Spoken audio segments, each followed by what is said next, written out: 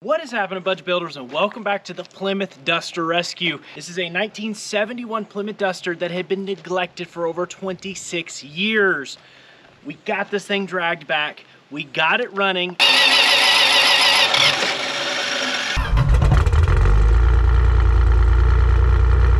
And in our last episode, we got it driving. We also took the time, pressure washed it, got it all blasted off. And with that being said, it looks pretty good wet, but when it dries, this thing dries out. So in today's episode, I want to cut and buff this thing. I want to see if we can get it looking pretty sharp, maybe do some stuff with the hood here, figure out some better wheel and tire options, as well as get our kick down in this thing, see if we can get it driving a bit better, and then I got a surprise.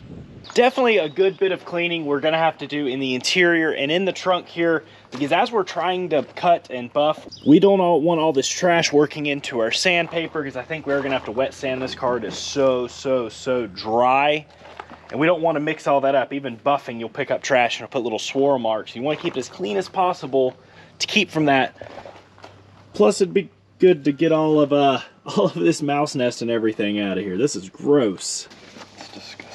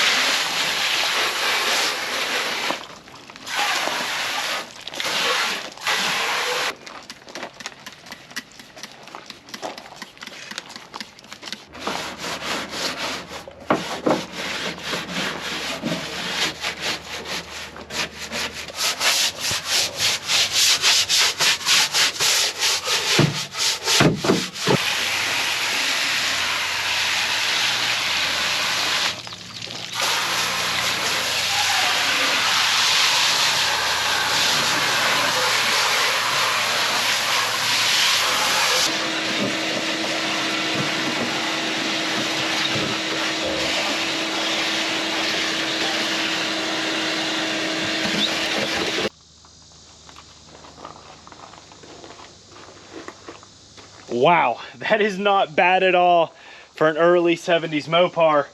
Deck lid's not terrible. All around here is actually pretty nice. And for the most part, I mean, this is a great driver just the way that it is. But with this cleaned out, we're gonna clean the jams. I do want to wait on the interior because we kind of have some big plans for the interior of this car. But I want to get the jams clean so we don't have any of that trash coming out. And then we'll start on the outside of this thing. I don't think we're going to hurt anything in this interior.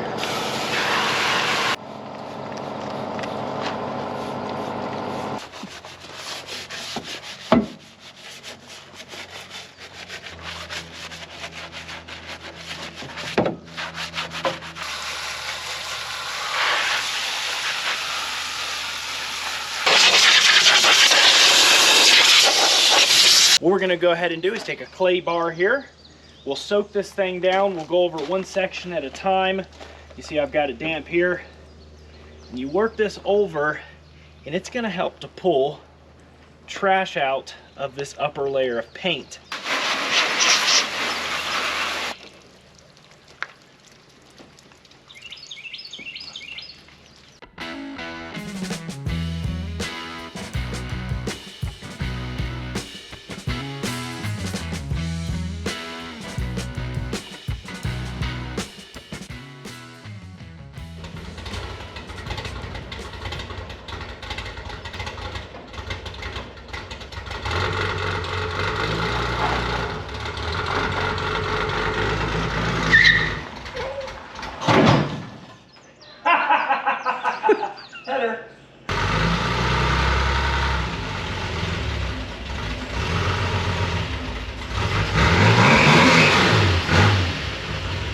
First thing I want to do, oh my, that is hot. Just because I know if we don't wet sand this, we're gonna have so much trouble with dead paint because this stuff has been out in the weather for so long. Take some 1000 grit. We're gonna wet sand this.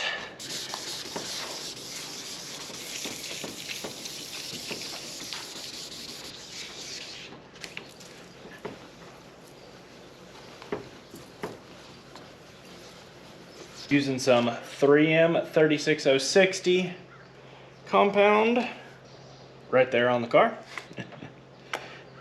Just need 3 dabs. Got some conditioner. Just start with some small areas.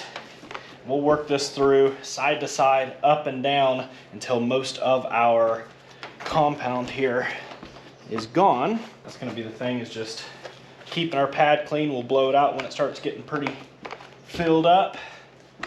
And we'll start with one, work it in.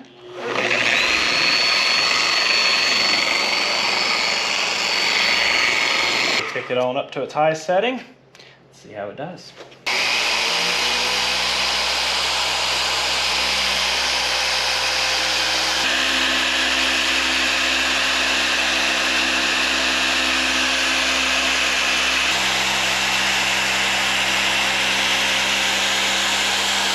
Here's the issue we're having. This looks awesome, but we've got some scuff still from the sandpaper. You can see I hit this and it looks great. I think the sides are gonna do really good, but I went ahead and hit this spot without wet sanding. We have some scuffage just from the previous paint, but it's not bad. But it's super just baked in. You see, the only way to make this look really good for old paint like it is to wet sand it. We're just gonna have to figure out getting it wet sanded without leaving scuffs, but this car's gonna be pretty slick for a crusty old duster.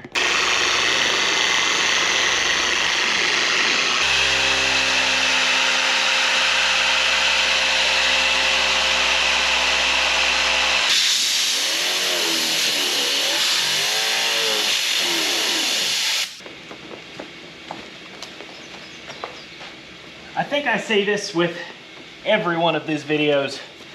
We're not detailers. We have little knowledge on this. We have fun, we enjoy it. I hate detailing, I absolutely love it, because this is pretty fun to see old paint like this turn around like this. And again, far from perfect. I'm sure there's steps we're doing wrong. If there are, please mention it. We appreciate all the comments and suggestions as we're doing stuff like this.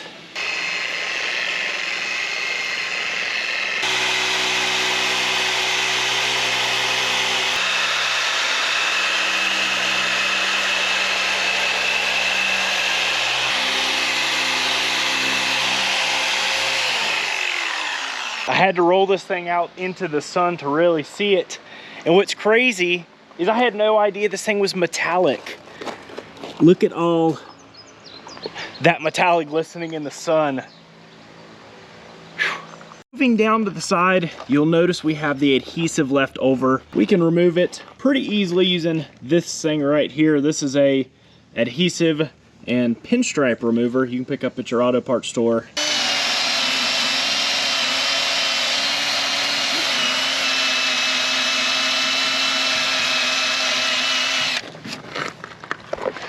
So much easier.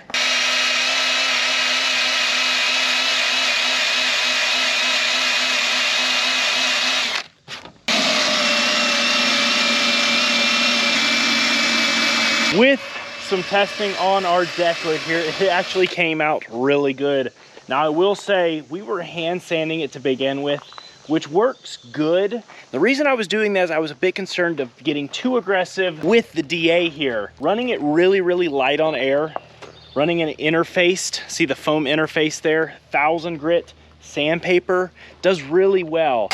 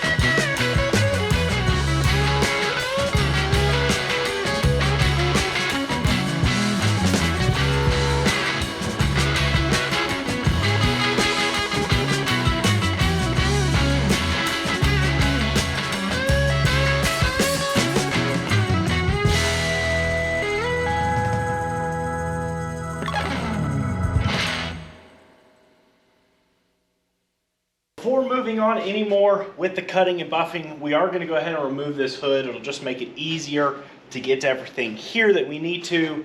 We need to do a little bit of work because we're gonna do something with the hood anyways, because it's just a tad bit rougher than basically anything else on this car.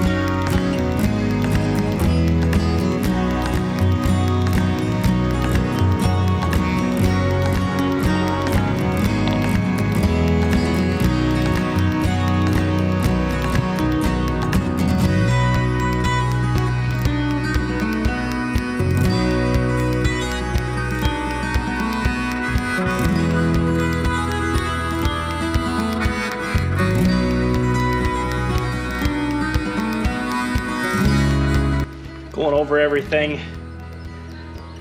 that we've got buffed out with a wax. I've got a question for those of you detailers out there. Now that we've got the car, or as we're getting the car looking like this, should we consider the possibility of going through and ceramic coating this car? Is that something that's obviously, this car is going to be covered from now on, now that we've got it like this, and especially once we get the interior done, which is a little fun because we don't have the room for it. But is ceramic coating something you all would suggest, going through and ceramic coating this entire car once it's all done?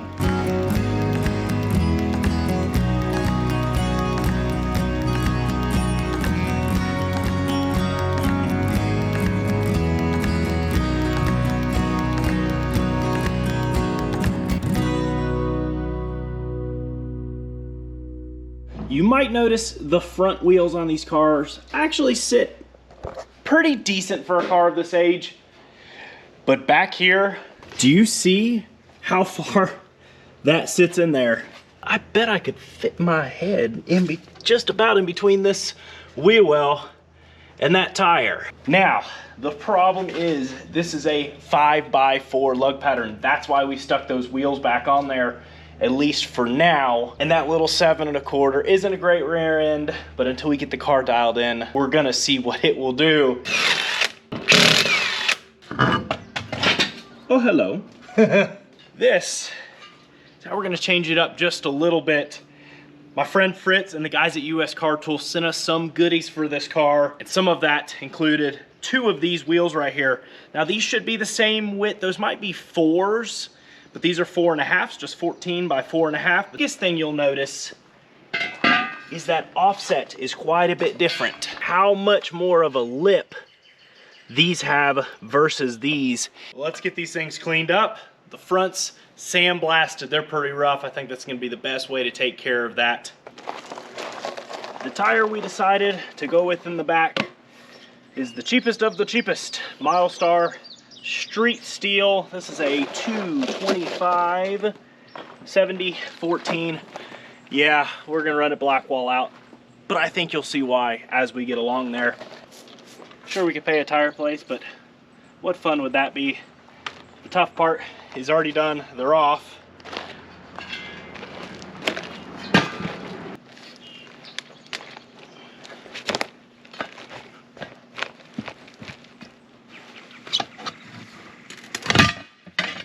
Oh, yeah. Easy peasy lemon squeezy.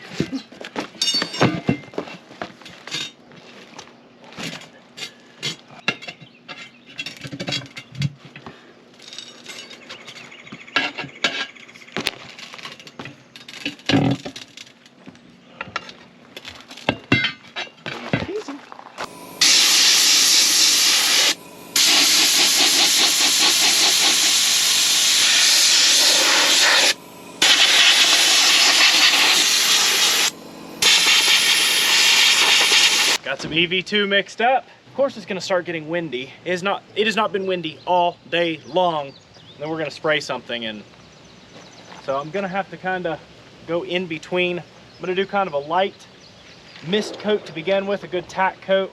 We'll let that tack up real good and we'll lay it on.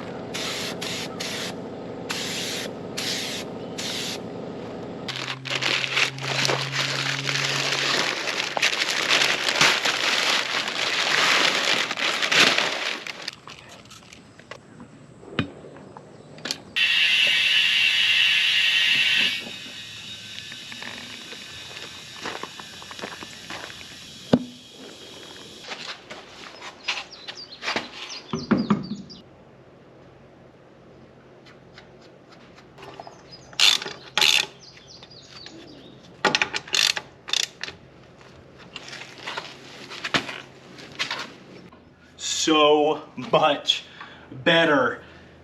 Definitely still in a little bit, but that looks right on a car like this. I can't get my fist up in here now. The tire actually sticks out past the body line. Not perfect, but tremendously better for basically nothing. And because of them, huge thank you to them. Those 5x4s are super uncommon, so thankful to have them. If we ever change it out, I think we'll stay 14s. I'm not sure, but I feel like it fits this car. As we narrow in on cutting and buffing this car, we've got to do something with this hood. Now this thing is not very pretty. It was obviously borked up front. You can see that paint match. Surprisingly, when it's buffed, it actually floats in well. But this thing is just a bit crispy in spots, and realistically, we couldn't exactly cut and buff this thing to match the rest of the car. Now, one thing I've always dug about those late 60s, early 70s Mopar was the blackout options, that satin or matte black. I guess it would be a paint, but we are going to attempt to wrap this. Now, before we can do that, obviously you'll see every bit of this, so we need to go ahead and see if we can clean this thing up just a bit.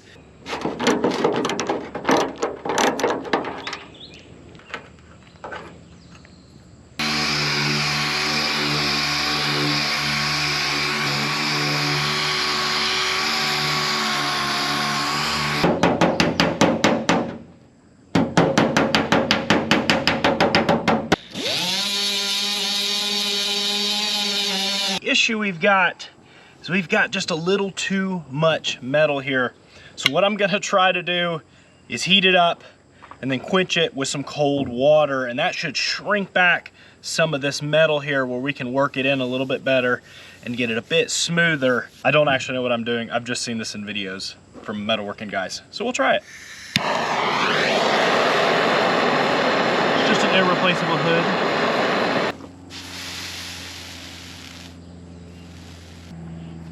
I think it actually pulled it in. Something pretty neat I wish I had shown. Once I hammered that in, the access metal made this kind of floppy. Look how tight that is now.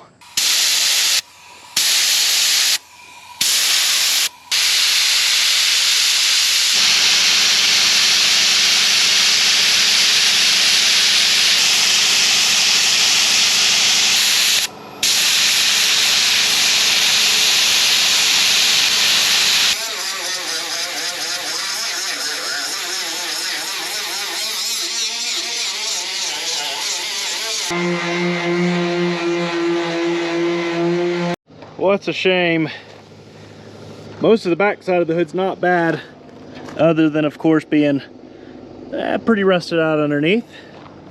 But this nose is whooped all the way across. I had a good hit here, good hit here, got quite a bit of bow there, not as much here, but some bow there. It's all we have. I don't think we're gonna go insane with it because there's just no way you could ever make this one really nice. I hate filler, but it's getting wrapped anyways. It's a separate panel. I'm gonna throw a little filler in it, get it as smooth as possible. Let's try to wrap it. We'll just have to keep an eye out for an inexpensive hood as time goes on. But I hate to spend a ton of money on a $300 car when we can maybe save this hood. Jeez. I don't like doing this, but on this hood, I think it'll be okay. Fill in all the rust.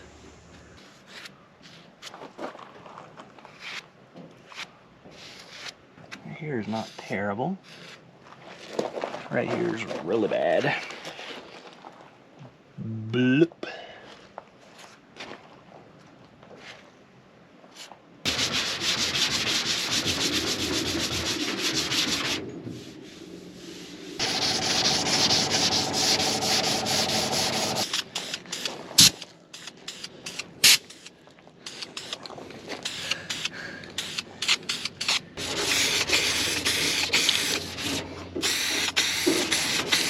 Well, we spent all day just about on this, and I think it's time to try to wrap it.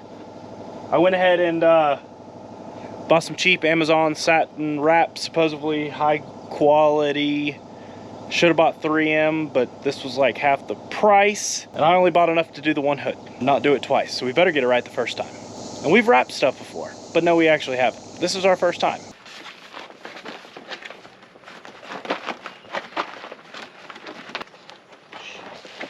Oh, you just read it. It's on there, it's on there.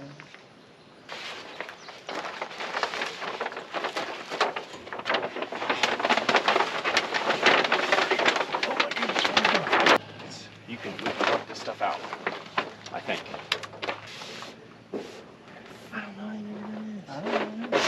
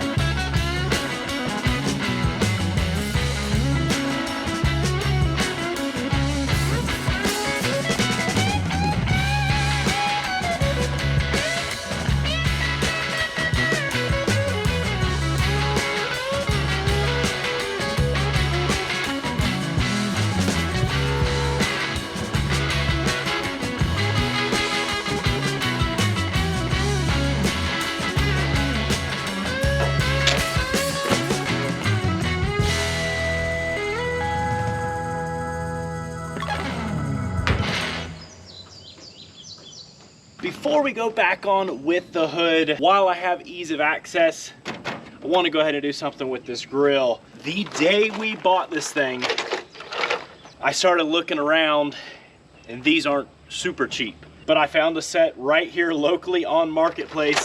This is a parts one, has all the clips and everything, and brackets and stuff. And this is not perfect, but quite a bit better one. What I kind of like about this one is it actually, instead of black, has the gravel, kind of the gravel charcoal paint. I bought some extra so we can touch it up, but I think it'll look pretty neat here on the front of this car, and that'll definitely make the front end look much better.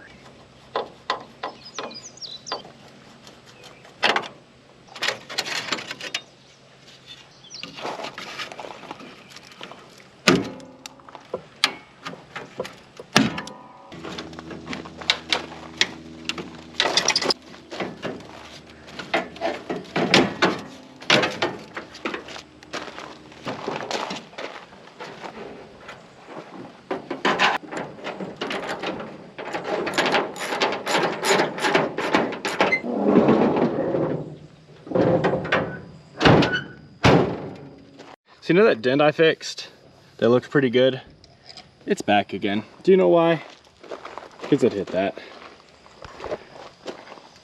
How did we? I thought we checked that. Before we can touch this thing up with paint, we've got one big crack here.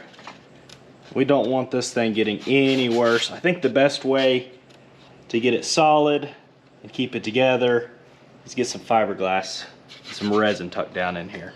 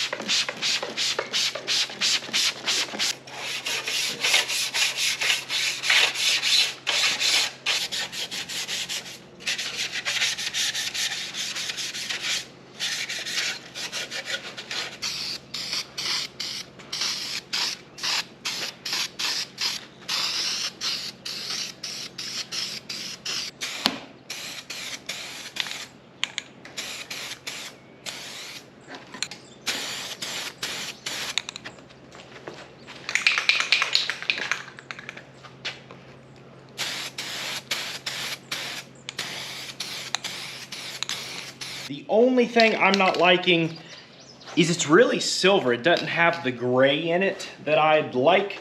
And so we've got a gray here that'll kind of darken it up a little bit and hopefully make it look a little closer. I know it seems funny doing this when it was black and it might look weird. I've got a headlight bezel off of Dad's 70 Challenger RT in my garage from way back. And just something about it. It's this texture. I've always really liked it. Now that we have a Mopar that could have came this way, we're definitely gonna have it this way.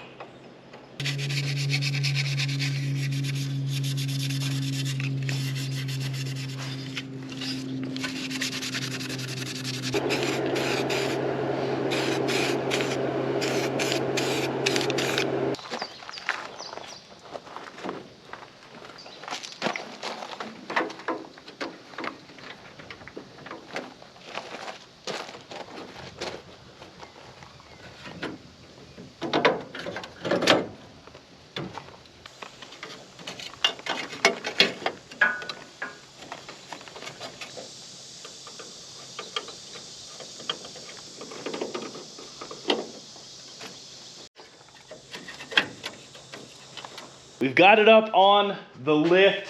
Quite a few people in our last episode when we drove this thing mentioned that transmission kick down, so we want to go ahead and check that out, get it taken care of, and see if it makes a difference in the car. It definitely should. We were probably taking off in second gear. It should make this thing feel completely different. Also a bit nervous to get this thing up in the air though. This will be the first time underneath it. Well, there she is. What you see? Looks good. Little fan. It's not bad. No. Frame rails look pretty good back here. Definitely, you wanted to go ahead and drop the tank while we got this thing up? Might as well. A little dinky exhaust. Rubber floor mat. Yeah. Rubber floor mat and rubber floor mat. it's like they cut out. Rear floors are really good. One little spot here. Rockers are good, torque boxes are good. Everything else looks great. Front frame rails look really nice. Just for some front floorboard work is all. The back of the floorboards look great. That's not bad at all. Look, they painted this entire transmission. Must have had a rebuild. You know what would look so much better right here? A 4-speed. So there is our kickdown right there. We need to get on that. This is the cheapest one we could find online, because obviously we're still unsure exactly if we're keeping an automatic. I just got to figure out how to install this thing. The first thing we want to get installed up in here is the bracket that the screw doesn't even fit in. Okay, hold on. Is the bracket for the linkage down here. It just goes in this tail shaft bolt. Okay. Got a kind of funky little spring hooked up there. Now our lever's held where it should be.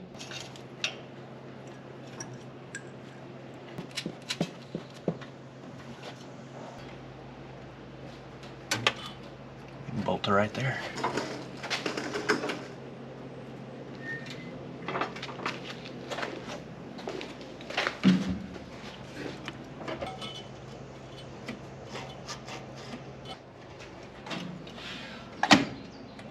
Cool.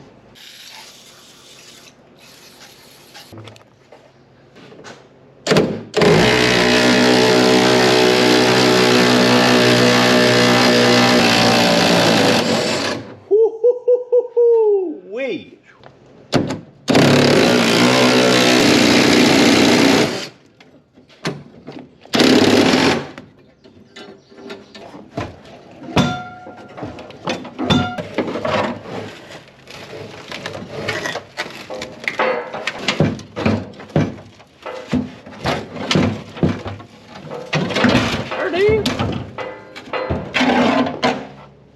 It's nice back here.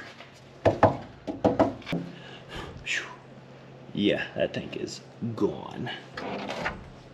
Now we know we definitely need a tank, and maybe figure out what we need for the spare wheel well here. Everything else looks great though.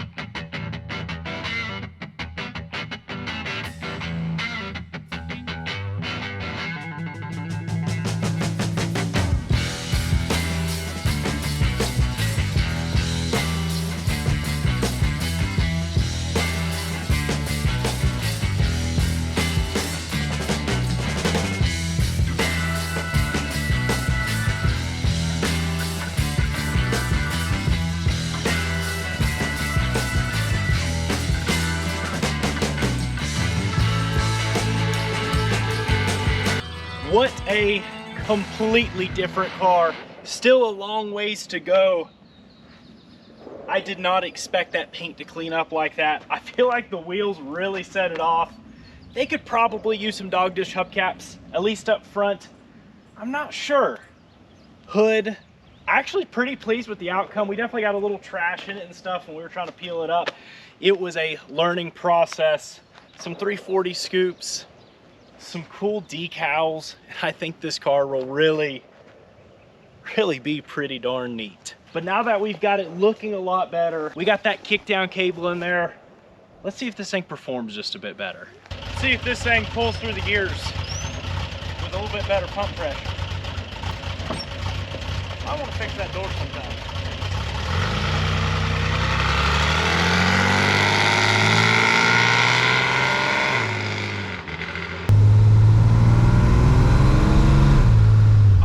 Oh, so much better.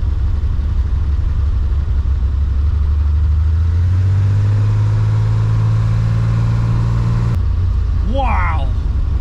I still don't think it's that fast, but it feels a lot better.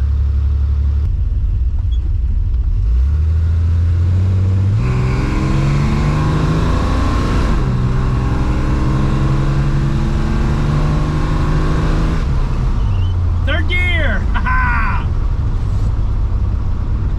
Not bad, it's way better.